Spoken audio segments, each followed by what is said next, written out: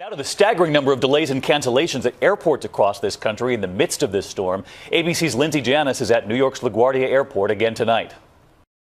Passengers still stranded from this week's snowstorm, frustrated by long delays and cancellations at airports across the country. The Roca family returned to Chicago from a vacation in Cancun Friday to find their connecting flight to Omaha canceled. We didn't know any of this was going on, so we should have stayed. The numbers are staggering. Today, more than 4,000 delays. But since the snow first started falling, more than 35,000. And tonight, JetBlue customers at JFK firing off pictures of long lines. At LaGuardia, college student Lisa Cho spoke to us after spending Thursday night on a cot. I was so tired, I just knocked out. It wasn't so bad.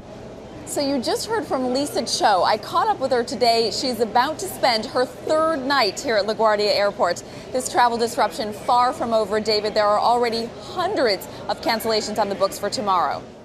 Lindsay Janis, a long couple of days at the airport. Lindsay, thanks. I want to bring in meteorologist Brad Nitz of our station in Atlanta, WSB, tonight, because this system reaches as far south as Atlanta, even further south. In the Florida Panhandle, we've already had some cold weather watches and warnings, and in parts of metro Atlanta, a winter storm watch has been issued. But Brad, I know you're also watching the snow tonight, which is accumulating in places where they've already been socked with the snow. That's right. A developing snowstorm overnight tonight and through tomorrow. Going to produce some heavy snow in spots, about 3 inches in Kansas City, half a foot in St. Louis. Chicago, already a foot to a foot and a half on the ground, an additional 8 inches there and 10 inches around Grand Rapids. This is the leading edge of a very cold air mass that's settling in. So behind the snowstorm, some of the coldest air we have seen in decades. These are high temperatures in Fargo, 17 and 19 below, Minneapolis, 11 and 15 below, and Chicago, 12 below for a high temperature Monday afternoon. But when you see 15 below in Minneapolis on Monday, you got to wonder, is that a record? It's very close to an all-time record low high temperature in Minneapolis. This is cold that hasn't been seen in decades.